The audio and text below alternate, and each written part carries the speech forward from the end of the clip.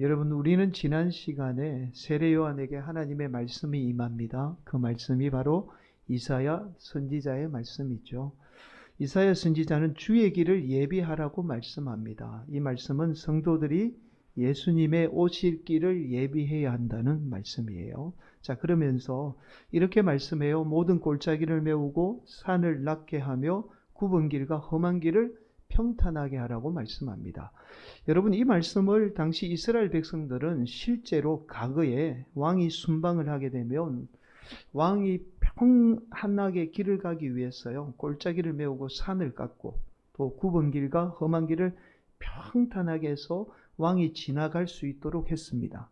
그래서 지금도 유럽에 가면 왕의 대로라는 이름이 붙여진 길들이 존재해요. 이 길들은 사실은 오래전에 왕들이 지나가기 위해서 거지의 관리들이 혹시 왕이 불편할까봐 왕이 지나갈 수 있도록 대로를 닦아서 길을 만든 겁니다. 그래서 지금도 왕의 대로로 불리게 됐죠.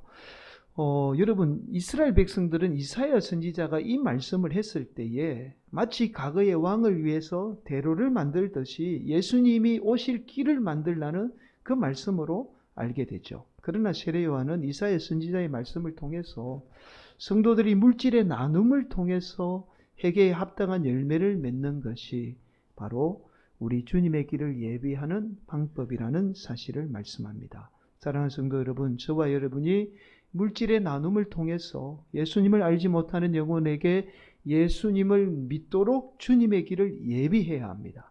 이것이 바로 오늘날 성도들이 맺어야 할 회개에 합당한 열매예요. 여러분, 오늘날 성도들이 회개하면 우리가 죄 지은 것에 대한 회개만을 생각하죠. 그러나 성도들이 맺어야 할 회개에 합당한 열매, 반드시 성도들에게 있어야 할 열매는 바로 물질의 나눔을 통해서 생명을 살리는 열매입니다. 사랑하는 성도 여러분, 오늘도 우리 성화교회 성도들이 나에게 조그마한 물질이 있더라도 이 물질의 나눔을 통해서 회개에 합당한 열매를 맺어 생명을 살리는 복된 성도들이 되시기를 간절히 축복합니다. 네, 아멘 하셨죠? 제가 계속 보겠습니다. 여러분, 오늘 본문의 말씀은 지난 시간에 이어서 많은 무리가 세례 요한에게 세례를 받기 위해서 강야로 몰려들게 됩니다. 그러자 이러한 모습을 본 이스라엘 백성들은 세례 요한이 이스라엘 백성들이 기다렸던 이 메시아죠, 그리스도라고 생각을 합니다. 그러자 세례 요한은 이들에게 단호하게 말씀해요. 그 말씀이 바로 16절의 말씀입니다. 요한이 모든 사람에게 대답하여 이르되 나는 물로 너희에게 세례를 베풀거니와 나보다 능력이 많으신 이가 오시나니 이는 나는 그의 신발끈을 풀기도 감당하지 못하겠노라. 그는 성령과 불로 너희에게 세례를 베푸실 것이요. 세례 요한은 예수님과 비교해서 예수님의 신발끈을 풀기도 감당할 수 없는 하찮은 존재라는 사실을 말씀합니다. 그러면서 자신은 비록 물로 세례를 베풀지만 예수님은 성령과 불로 세례를 베풀게 되리라는 사실을 말씀해요. 여기에서 성령은 예수님으로부터 임할 성령님을 말씀하죠. 또한 불은 심판을 의미합니다. 예수님을 믿지 않는 자들에게 반드시 심판이 임하게 되리라는 사실을 말씀해요. 자, 이 말씀이 바로 이어서 나오는 18절에서 말씀합니다. 손에 키를 들고 자기의 타작마당을 정하게 하사 알곡은 모아 곡간에 들이고 쭉정이는 꺼지지 않는 불에 태우시리라. 지금은 예수님을 믿지 않는 자들이 잘 되고 행통한 것 같지만 농부는 추수 때가 되면 알곡과 쭉정이를 가려내서 쭉정이는 불태우듯이 반드시 예수님을 믿지 않는 자들은 심판을 받게 되리라는 사실을 오늘 본문은 말씀합니다. 이어서 예수님 또한 세례 요한에게 세례를 받는 내용이 나와요. 그런데 예수님과 함께 세례를 받던 많은 무리가 하늘로부터 들리는 신비한 음성을 듣게 됩니다. 그 말씀이 22절 말씀이죠. 성령이 비둘기 같은 형체로 그의 위에 강림하시더니 하늘로부터 소리가 나기를 너는 내 사랑하는 아들이라 내가 너를 기뻐하노라 하시니라. 여러분, 우리는 성령을 마치 비둘기 같은 형체로 묘사하죠. 그러나 비둘기 같은 형체이지 비둘기의 모습은 아닙니다. 한국교회가 잘못을 범하는 것 중에 하나가 바로 성령님을 비둘기의 형상으로 묘사하죠. 우리가 너무나 잘 아는 구약의 십계명 가운데 우상뿐만 아니라 이 땅에 있는 모든 것, 심지어 하나님에 대해서 어떠한 형상도 만들지 말라고 말씀해요. 여러분, 성령님도 하나님이죠. 성삼위일체 하나님 가운데 한 분입니다. 그렇다면 성령님에 관해서 어떠한 형상도 만들면 안 됩니다. 그런데 성령님에 관해서 형상을 만드는 것은 곧 우상 숭배이죠. 그런데 오늘날 한국교회는요, 성령님을 비둘기 형상으로 만들어서 일종의 우상을 섬기고 있는 거예요. 여러분, 오늘 본문은 분명하게 말씀해요. 비둘기 같은 형체이지 비둘기라고 말씀하지 않습니다.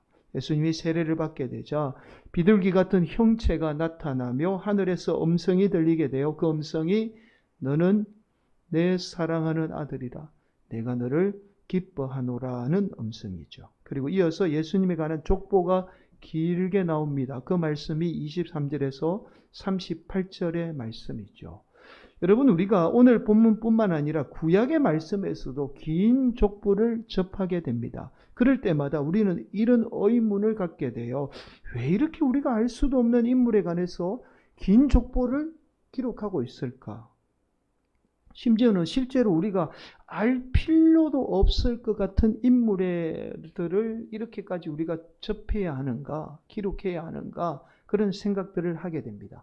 여러분, 그러나 성경에서 특별하게 중요하게 여기는 것이 바로 족보예요. 왜냐하면 구약의 예언에 의하면 오실 메시아가 다윗의 혈통을 통해서 임하게 됩니다. 그래서 오실 메시아를 밝히는 중요한 자료가 바로 족보였던 거죠. 그래서 구약뿐만 아니라 신약에서 족보를 중요하게 기록하고 있는 겁니다. 여러분, 그런데 우리는 오늘 본문 속에 나오는 족보에서 좀 특이한 점을 발견하게 돼요. 여러분, 보통 우리가 알고 있는 족보는 조상으로부터 내려오는 족보입니다. 이것은 이제 어려운 말로 하향식 족보 이렇게 이야기를 합니다. 보통 족보는 이제 하향식으로 기록하는 게 관례죠. 대표적인 족보가 바로 마태복음에 나타나는 예수님의 족보입니다. 그럼 한번 살펴보도록 하겠습니다. 마태복음 1장 1절 2절은 이렇게 말씀해요. 아브라함과 다윗의 자손 예수 그리스도의 계보라. 이 말이 족보라는 말이죠. 아브라함이 이삭을 낳고 이삭은 야곱을 낳고 야곱은 유다와 그의 형제를 낳고. 자, 아브라함부터 족보가 시작이 돼요. 자, 그리고 마지막 절인 16절은 이렇게 말씀합니다. 야곱은 마리아의 남편 요셉을 낳았으니 마리아에게서 그리스도라 칭하는 예수가 나시니라. 자, 이처럼 마태복음의 족보 또한 우리가 흔히 알고 있는 족보의 형식입니다. 위에서 아래로 내려오는 족보를 기록하고 있습니다. 그런데 오늘 본문의 족보는 정반대예요. 예수님으로부터 시작해서 하나님까지를 기록하고 있어요. 여러분, 오늘 본문 말씀을 한 번 더 살펴보겠습니다. 먼저 23절 한번 보실까요? 예수께서 가르치심을 시작하실 때에 30세쯤 되시니라. 사람들이 아는 대로는 요셉의 아들이니 요셉의 위는 헬리요. 자, 예수님으로부터 시작을 합니다. 그리고 오늘 본문의 마지막 절인 38절은 이렇게 말씀해요. 그 위는 에노스요, 그 위는 셋이요, 그 위는 아담이요, 그 위는 하나님이시니라. 예수님이 하나님으로부터 기인했다라는 사실을 지금 말씀하고 있는 거예요. 자, 그래서 예수님으로부터 시작해서 하나님까지의 지금 족보를 기록하고 있습니다. 이것을 어려운 말로 상향식 족보라고 말을 합니다. 이러한 형식은 아주 특이한 족보의 형식이에요.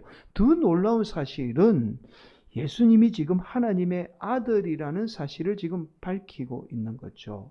지금 우리야 예수님이 이제 하나님의 아들이라는 사실을 너무나 당연시하죠. 그래서 우리에게 와닿는 충격은 그렇게 크지는 않습니다. 그러나 이 당시만 해도 이러한 족보는 정말 가히 충격적이라고 할 수 있어요. 더군다나 인간인 이 예수님이 하나님의 아들이라는 사실은 도저히 받아들이기 쉽지 않았던 족보였던 거죠. 그런데 여러분, 오늘 본문에서 이렇게 예수님의 족보를 상향식으로 기록하며 예수님이 하나님의 아들이라는 사실을 밝히는 특별한 이유가 있어요.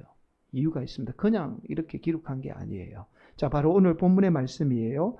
예수님이 세례를 받을 때에 들렸던 하나님의 음성과 깊은 연관성이 있습니다. 우리는 보통 예수님이 세례를 받을 때 하늘로부터 들렸던 소리예요. 22절 말씀.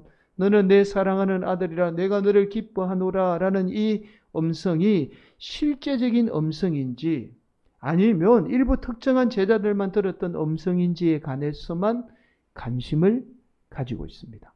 그래서 오늘날 많은 신학자 사이에서 논란의 중심에 서 있는 것이 하늘에서 들렸던 이 음성이 실제적인 음성인지 아닌지에 관한 논란이에요. 여전히 많은 학자나 목회자들이 이 음성이 실제적인 음성인지 아닌지에만 관심이 쏠려 있습니다. 자, 그러나 마태복음과 마가복음 그리고 특히 오늘 우리가 나누고 있는 이 누가복음에 의하면 세례 요한에게 세례를 받던 많은 무리가 이 소리를 직접 들었다고 기록하고 있습니다. 그래서 이 음성은 실제로 들렸던 음성이라는 사실을 알 수 있죠. 여러분, 그러나 예수님이 세례를 받을 때에 들렸던 음성이 실제 음성이라는 이 사실보다 더 중요한 사실이 있어요. 훨씬 더 우리가 놓치지만 더 중요한 사실이 있습니다. 그것이 바로 예수님이 세례를 받을 때 하늘로부터 들렸던 음성이 누구의 음성인가라는 겁니다.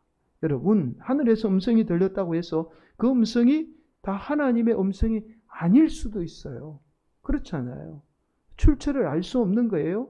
때로는 사탄 마귀의 유혹의 음성일 수도 있습니다. 우리가 다음 시간에 살펴보겠지만 하늘에서 똑같이 사탄 마귀의 음성이 들려서 예수님을 지금 유혹하고 있는 거예요. 그래서 하늘에서 들렸다고 해서 그 음성이 다 하나님의 음성인지 알 수 없었던 거죠. 그래서 예수님이 세례 요한으로부터 세례를 받은 후에 누가는 특별하게 이 상황식 족보를 기록한 이유가 바로 하늘에서 들렸던 음성이 하나님으로부터 임한 음성이라는 사실을 밝히기 위해서 예수님으로부터 하나님에 이르는 족보를 기록하게 된 겁니다. 하늘에서 들렸던 내 사랑하는 아들이라 내 기뻐하는 자라는 이 음성의 출처를 명확하게 지금 하고 있는 거죠. 여러분, 요즘은 이제 대학을 졸업하면서 논문을 쓰지는 않습니다. 제 때만 해도 대학 졸업하면서 반드시 논문을 제가 이제 신학 대학을 나올 때는 논문을 반드시 쓰게 했습니다. 요즘은 이제 대학원 이상인 석사부터 논문을 쓰게 되죠. 논문 안 쓰면 졸업이 안 됩니다. 예, 박사 같은 경우에도 논문을 써야 졸업이 되고 논문 안 쓰면 이제 수료가 되는 거죠. 논문을 쓸 때 가장 중요한 것이 있어요. 여러분, 논문을 쓸 때 내용은 그렇게 중요하게 보지 않습니다. 내용만큼 중요한 것이 바로 각주라는 거예요. 각주 아시는 분도 계실 건데, 각주는 뭐냐 하면 번호를 붙여서 맨 밑에 이 사실이 어디에서 출처한가, 어디에서 출처가 있는가를 출처를 밝히는 게 각주입니다. 각주만 제대로 달아도 요즘 한참 이슈가 되는 표절이죠. 표절이 걸리지 않아요. 출처를 정확하게 밝히게 되면 그 논문은 표절이 되지 않습니다. 출처를 정확하게 밝히지 않고 마치 자신이 쓴 것처럼 논문을 작성하게 되면 표절이 되는 거예요. 그래서 각주를 달아서 출처를 밝히느냐 안 밝히느냐에 따라서 그 논문이 표절이 되기도 하고 표절이 되지 않기도 합니다. 자, 그만큼 출처를 밝히는 문제는 아주 중요해요. 어디서부터 기인하는가, 그 출처를 밝히는 문제는 아주 중요한 거예요. 여러분, 논문의 출처에 관해서 말씀을 드리는 이유가 있습니다. 여러분, 예수님도 우리와 똑같은 인간의 몸으로 이 땅에 오셨어요. 그래서 인간의 몸으로 똑같이 왔기 때문에 예수님이 하나님의 아들인지 아닌지를 밝히는 문제는 그 당시로는 굉장히 중요한 문제였던 겁니다. 지금은 우리가 당연히 알지만 그 당시는 당연하지 않았어요. 자, 그래서 예수님이 비록 인간의 몸으로 이 땅에 오셨지만 예수님은 하나님의 아들이라는 이 사실을 밝히는 것이 중요한 문제였던 거죠. 여러분, 예수님이 인간의 몸을 입고 이 땅에 오셨기에 우리와 똑같은 많은 유혹과 시험들이 있었습니다. 우리와 똑같은 어려움 다 예수님이 겪었어요. 예수님이라고 해서 우리가 겪는 이런 어려움 안 겪은 게 아닙니다. 다 똑같이 겪었어요. 때로는 이제 하나님의 아들이라는 무거운 짐을 던져버리고 평범한 인간으로 살고자 하는 유혹들도 있었습니다. 다음 시간에 우리가 살펴보겠지만 우리도 그렇잖아요. 때로는 우리가 막 살다 보면 예수 믿는 그 자체가 힘들 때가 있어요. 저도 그렇습니다. 막 신앙생활 하다 보면 내가 목사가 아니었으면, 내가 조금 더 자유롭게 살 수 있었을 텐데 라는 아주 어리석은 생각을 할 때가 있잖아요. 근데 예수님도 아마 그랬을 거예요. 젊은 나이에 십자가에서 죽어야 하는 이 하나님의 아들이 걸어가야 할 길은 분명 예수님에게는 말할 수 없는 고통이자 무거운 짐이었습니다. 그러나 그때마다 하나님으로부터 음성이 들려오게 되죠. 바로 오늘 본문의 말씀인 내 사랑하는 아들이요 내 기뻐하는 자라는 음성이에요. 여러분 대표적인 말씀이 마태복음 17장 5절에도 동일한 말씀이 나옵니다. 말할 때에 호련히 빛난 구름이 그들을 덮으며 구름 속에서 소리가 나서 이르시되 이는 내 사랑하는 아들이요 내 기뻐하는 자니 너희는 그의 말을 들으라 하시는지라. 예수님이 하루하루 날마다 힘들고 어려운 삶을 살 때마다 하나님께서 예수님에게 말씀하셨어요. 하나님의 분명한 음성이 들려오게 됩니다. 내 사랑하는 아들이요 너는 내 사랑하는 아들이야. 내가 너를 기뻐해. 내가 너무 너를 기뻐하는 거야. 라는 하나님의 분명한 음성을 듣게 되었던 거예요. 사랑하는 성도 여러분, 저와 여러분을 힘들게 하는 것은 외부적인 요인보다 오히려 출처를 알 수 없는 우리 내면의 소리입니다. 내면의 음성이에요. 여러분, 그 출처를 알 수 없는 음성이 날마다 우리를 괴롭히잖아요. 너는 안 돼. 그거 봐, 꼴 좋다. 내가 너 그렇게 될 줄 알았어. 너 사람들이 너 어떻게 생각하는지 알아? 너 사람들이 너 비난해. 그런 음성들이 날마다 우리 내면 속에서 끊임없이 들려오면서 우리의 삶을 무너뜨리고 있죠. 또한 세상 사람들에게 듣는 음성이요. 우리의 삶을 무너뜨리기도 해요. 저 봐라. 예수 믿는다고 잘난 척 하더니 꼴 좋다. 지가 저렇게 잘났더니 내가 저렇게 될 줄 알았다. 우리는 세상으로부터 온갖 비난과 음성을 듣게 됩니다. 이러한 음성이 우리를 낙심과 좌절 가운데 살게 하죠. 그러나 오늘도 우리가 확실하게 들어야 할 음성이 바로 하나님이 예수님에게 하셨던 내 사랑하는 아들이야, 내 사랑하는 딸이야, 내가 너를 기뻐해 라는 음성이에요. 여전히 하나님은 예수님에게 하셨던 내가 너 사랑해, 내가 너를 얼마나 기뻐하는지 몰라 이 음성을 저와 여러분에게 분명하게 하고 계세요. 왜냐하면 그 말씀을 하기 위해서 하나밖에 없는 독생자 예수님을 십자가에 대신 죽게 하신 거예요. 하나님이 저와 여러분에게 예수님에게 하셨던 너는 내 사랑하는 아들이야, 내 딸이야, 내가 너를 누구보다도 기뻐해라는 이 말씀을 우리에게 직접 하시기 위해서 예수님을 십자가에 대신 죽게 하신 거예요. 그렇게 저와 여러분을 하나님의 자녀 삼아 주신 거죠. 저와 여러분을 하나님의 사랑하는 자녀로 삼기 위해서 내 사랑하는 자녀, 내가 너를 기뻐해 라는 그 자녀 삼기 위해서 예수님을 대신 십자가에 죽게 하신 겁니다. 여러분 세상에 얼마나 많은 말들이 우리를 힘들게 하는 줄 몰라요. 그러나 오늘도 우리 성도들이 분명하게 확실하게 들어야 할 음성이 너는 내 사랑하는 자녀야. 내가 너를 기뻐해 라는 하나님의 분명한 음성입니다. 저와 여러분 삶 가운데 우리가 이 음성을 날마다 듣게 되면요. 우리의 삶 가운데 어떠한 어려움과 힘든 일이 닥쳐와도 반드시 이 하나님의 음성 때문에 세상의 어려움을 이겨내게 됩니다. 오늘도 사랑하는 우리 성도들이 이 하나님의 음성을 듣고 세상을 이기는 복된 성도들이 되시기를 간절히 축복합니다. 여러분 우리가 나태주 시인 너무나 잘 아실 거예요. 혹 이분의 이름은 몰라도 이분의 시는 한 번쯤 다 들어보셨을 겁니다. 바로 풀꽃이라는 시죠. 자, 이런 내용이죠. 자세히 보아야 예쁘다. 오래 보아야 사랑스럽다. 너도 그렇다. 여러분 이 짧은 시가 전 국민이 사랑하는 시가 되었습니다. 여러분 옆에 계신 분과 한번 해주세요. 자세히 보아야 예쁘다. 오래 보아야 사랑스럽다. 너도 그렇다. 네. 평소에 이런 말씀 잘 안 하셔서 너무 부끄러워하시네요. 네. 원래 이 나태주 시인은요, 초등학교 선생님입니다. 초등학교 선생님으로 은퇴하신 후에 우연히 이 풀꽃이라는 시가 교보문고 그 빌딩에 큰 현수막에 내걸리면서 70살이에요. 그러니까 은퇴 다 하시고 70살의 늦은 나이에 시인으로 이름이 알려지게 됩니다. 그 전만 해도요, 시를 많이 시집을 냈어요. 그런데 다 외면하고, 나중에는 이제 시집을 낼 돈이 없어서 어머니에게 돈을 빌려서 시집을 낼 정도로 무명의 시인이었습니다. 이런 선생님이 얼마 전에 콩팥에 생긴 이 아주 콩팥과 뭐 옆에 장기들의 염증이 같이 섞여 있어가지고 이 염증 때문에 죽음의 문턱까지 갔다가 극적으로 다시 살아나게 돼요. 올해 나이가 꽤 많거든요.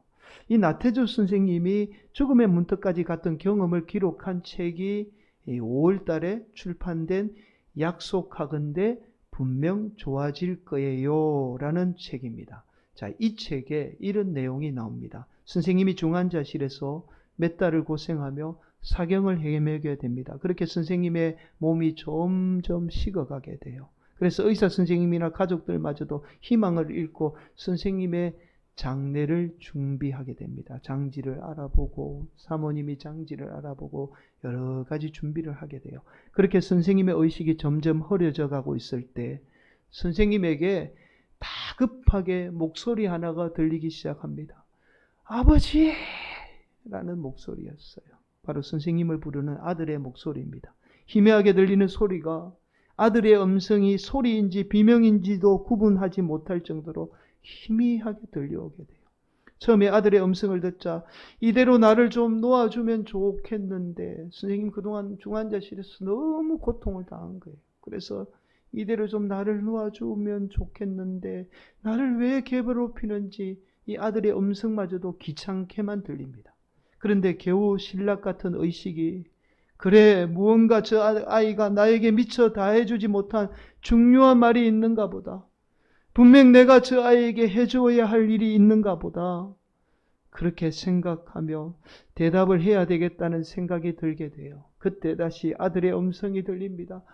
아버지. 선생님은 아들의 음성에 이렇게 생각해요. 그래, 나는 저 아이에게 미안했던 일이 너무 많아. 지난해에는 어려움이 있기도 했지. 어떻게든 미안한 마음을 전해줄 수 있는 길이 있었으면 좋을 텐데 나는 저 아이에게 빚진 일이 많아. 이렇게 생각하는 순간 다시 아들의 음성이 들려요. 아버지. 선생님은 아들의 음성에 있는 힘을 다 쏟아내며 간신히 대답하게 됩니다. 이렇게 신음소리 같은 대답을 하게 돼요. 그렇게 선생님은 몇 번을 반복하며 희미해졌던 의식을 겨우 다시 되찾게 됩니다. 여러분, 놀랍게도요, 선생님은 아들이 부르는 이 아버지라는 외마디 맺힘으로 죽음의 문턱에서 다시 돌아오게 됩니다. 그리고는요, 기적적으로 정말 신비하게도 신기하리만큼 다시 다 죽을 거라고 생각했는데 다시 건강을 회복하고 극적으로 다시 일어나게 돼요. 사랑하는 성도 여러분, 나태주 선생님이 병상에서 선생님을 포기하려는 많은 음성을 들었습니다. 이제 더 이상 안 될 거야.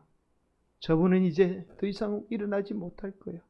그런 수많은 음성을 듣게 되죠. 그러나 선생님을 살린 음성은 사랑하는 아들이 간절히 불렀던 아버지라는 간절한 음성이었습니다. 오늘도 우리 성도들이 출처를 알 수 없는 불확실한 음성이 우리 인생을 좌절시키고 우리 인생을 낙심 가운데 몰아넣죠. 그러나 저와 여러분을 사랑하는 우리 하나님은 오늘도 저와 여러분에게 분명하게 말씀해요. 너는 내 사랑하는 아들이야. 내 딸이야. 내가 너를 너무 기뻐해. 그렇게 간절히 우리를 향해서 우리 주님은 부르시고 있습니다. 오늘도 그 간절한 하나님의 음성이 저와 여러분 삶 가운데 어떠한 어려움이 닥쳐와도 그 음성이 능력이 되어서 반드시 우리의 어려운 삶을 이겨내는 복된 성도들이 될 줄 믿습니다. 오늘도 그 음성 붙드시고 승리하며 나아가는 귀한 성도들이 되시기를 예수님의 이름으로 간절히 축원을 드리겠습니다.